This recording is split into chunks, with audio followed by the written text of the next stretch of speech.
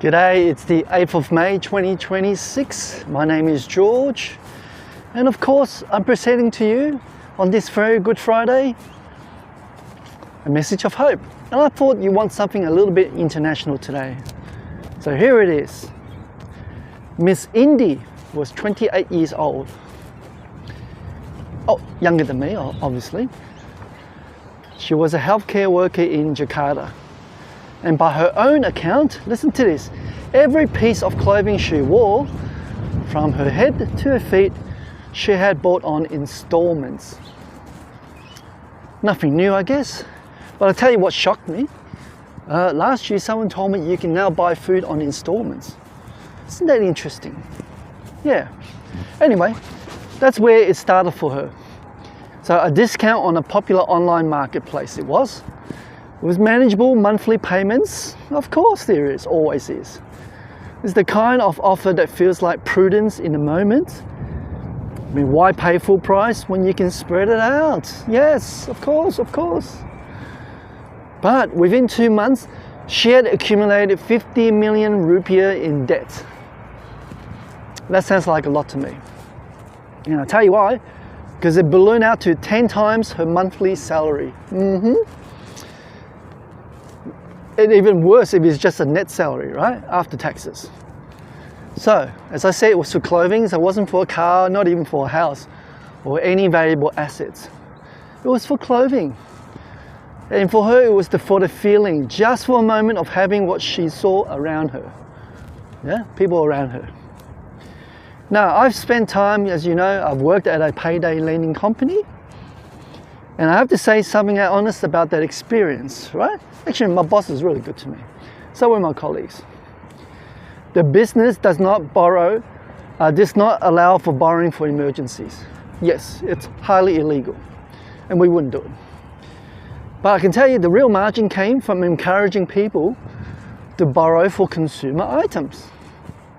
Things they wanted, things they seen on a screen. Because the model worked best when human beings did what human beings are extraordinarily good. You know what that is? It's convincing themselves that what they want today, it's worth whatever it costs tomorrow, no matter what. We've probably got used to that since young. Especially so many advertising that's bombarding in front of us, right?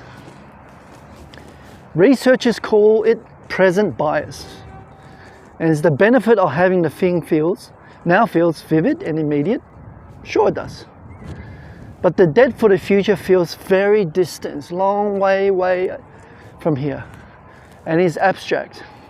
So it's not quite your problem yet, until, of course, it does. Now I have to tell you, I don't know what this pool feels like. Because my version wasn't the clothing. In the mid-2000s, when I was working in Singapore, and living there, yeah, and saving hard for my return to Australia, which I knew I'll go back, I came across a man on an internet forum who we later became friends, and he owned an Amiga 4000 computer. Oh, that brings a lot of emotion out of me now. Now, if you don't know what that is, it was a computer with a genuine cult following, huge. It's well on live today, by the way. And I understood completely why it was so popular. And I wanted one so badly, but it would have cost me several months of wages. Is it really worth it, George? I don't think so. Well, fast forward to today, I still don't have one. They don't make any new ones anymore. And the ones on eBay, forget about the pricing. But I remember the feeling of looking at what that man had and feeling the gap. It wasn't about the hardship. It's just the particular sting of seeing someone else inside something you want to belong to. Yeah. Oh, by the way, thank you all my subscribers who's been so loyal. I really appreciate it. I'm going to encourage the others. Please go ahead and subscribe to this channel. Don't forget to give me a thumbs up. Really appreciate it. And share this video and why. But more importantly, also put in a comment what you want to see in future videos. I love to make these videos to help people out. All right, drum rolls please. Here's my favorite part of the script. It is the Bible passage. And it comes from Proverbs chapter 22, verse 7. The rich rules over the poor, and the borrower is a slave of the lender. And there are two forms of slavery in that verse. First one is the financial one, and it's visible easily, right? That's the missed payments, the collector's call, borrowing from one app to pay for another. Yeah, very common. Miss Indy ended up with debt across 4 separate lenders within 2 months. How's that possible? I don't know. That slavery is real, and it is very serious. But what produced the financial slavery is even harder to see. Yeah. Now let me tell you, a real estate manager I once worked with used to tell the team something I still remember to this day. He said, people don't wake up one morning and decide they want to buy an apartment.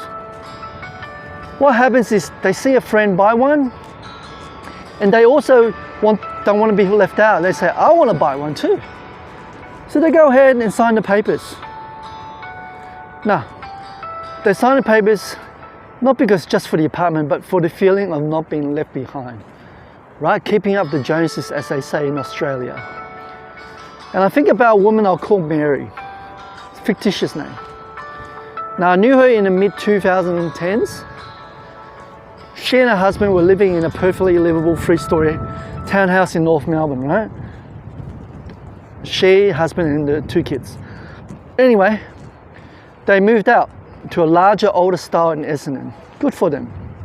It's got a much backyard, much more spacious bedrooms, right? And they also even have a swimming pool. But of course, one of their 2 children had already left home, going to university. But for this family, it was further from work as well. Can you imagine that?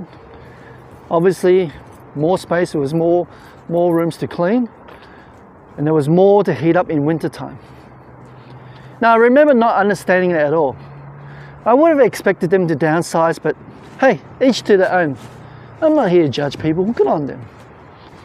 Sometimes a house is just a house, right? And sometimes it's the answer to a question that was never quite spoken aloud, about whether the life we're living looks like what we believe we're worth. Again, I don't judge people buying houses when they shouldn't. It's their money. That's a heavy loading truck there. Again, what did the verse say? The borrower is the slave of the lender. And I'm not saying that the family had debt to buy the house. I don't know, none of my business. Okay? But before the debt, there's always the comparison, right? And before the comparison, there was a gap between who we are and who we feel we ought to appear to be. So it's an appearance thing, I guess. The gap is what Miss Indy was really trying to close. Not with a mortgage, for sure. It was about clothing, right?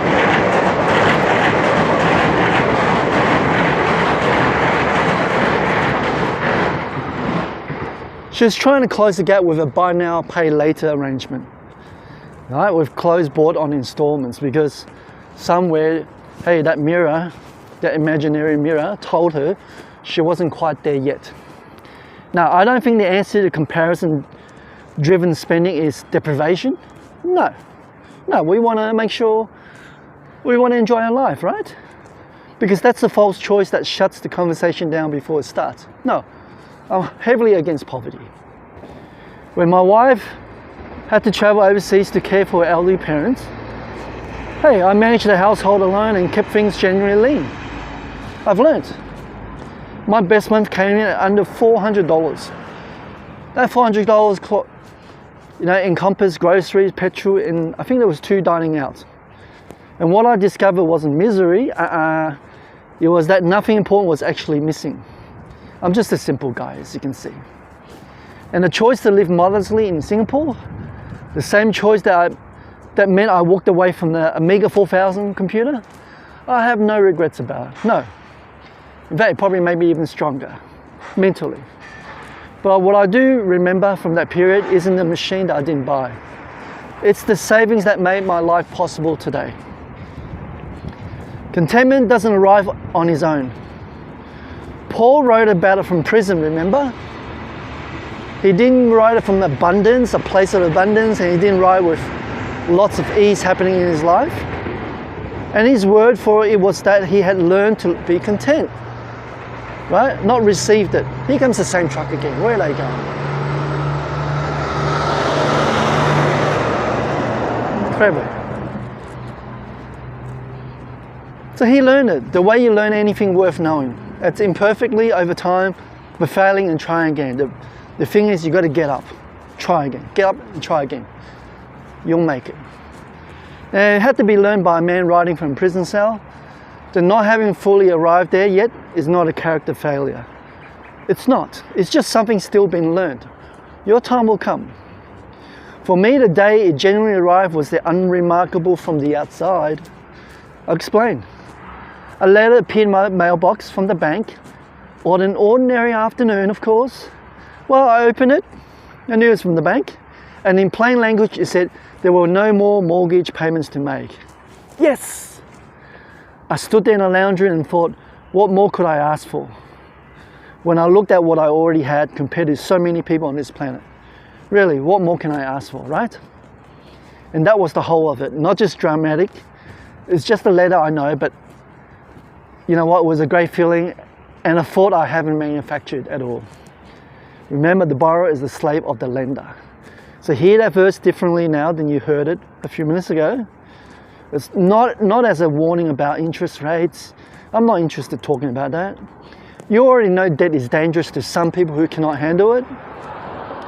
The Bible never said debt is a sin. Let's be clear. But hear it as a description of what builds the cage before the first repayment is ever due. Talking about the comparison, the mirror, the unspoken question of whether people around you can see what you believe you're worth. Miss India again didn't go looking for a debt spiral. I'm sure of that.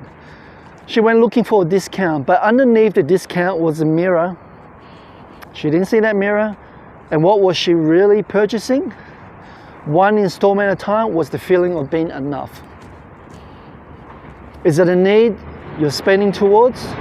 Or is it a mirror? Because the letter that arrived in my mailbox on that ordinary afternoon, the one that said there is nothing left to pay, that feeling doesn't require particular income or lucky break. It just requires something quieter and more deliberate. Friends, deciding on purpose that what you already have is already enough for you. The borrower is a slave of the lender. I cannot stress that enough. But the person who no longer needs the mirror. Friends, that person's already free. Free from stress. All right, maybe a good afternoon after all. Thanks for joining me. Don't forget to subscribe, like, and share the video. And comment also. I'll see you on the next one. Bye-bye.